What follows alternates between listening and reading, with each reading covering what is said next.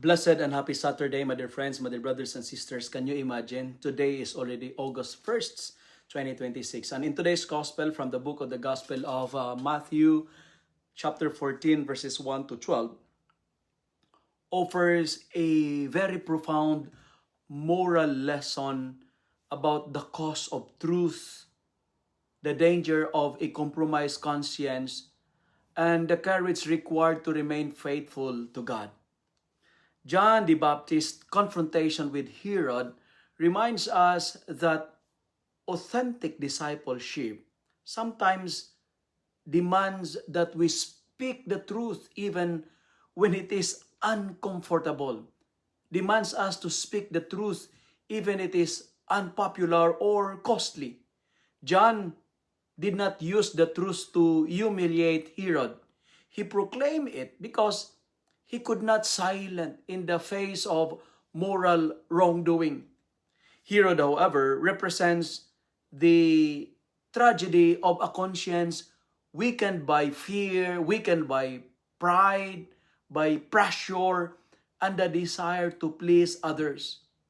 He recognized John's righteousness, yet he allowed circumstances and public expectations to lead him into a grave moral failure. This challenges me personally to examine the moments when I know what is right but hesitate to act because I fear of criticism, of rejection, or inconvenience. The gospel for today reminds us that moral courage is not about being harsh or confrontational, but it is about having the integrity to choose what is right while speaking with truth, with charity, and of course with humility. John's death also points toward Christ, who would likewise remain faithful to the truth even when it led to suffering and rejection.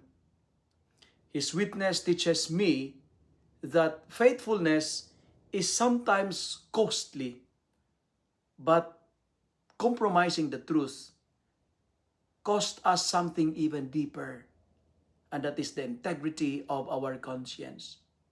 Therefore, today's gospel calls us to live with a courageous and honest heart, to speak the truth when we must to listen when others correct us, to resist the temptation to please people at the expense of what is right, and above all, to remain faithful to God, even when faithfulness comes with a price.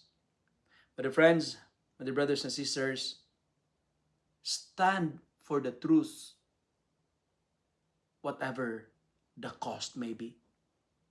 And personally, I would rather stand quietly with the truth than stand comfortably with what I know is wrong and immoral or illegal.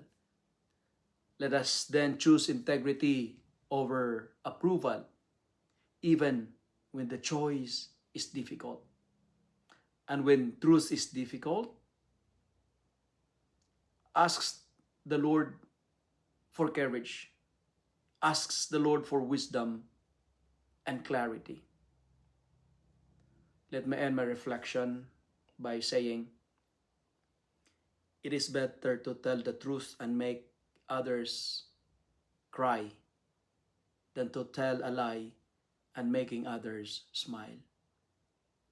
If you love and like this reflection, kindly share it with your friends, share it with your family, make the word of God viral so that many will be blessed. Amen.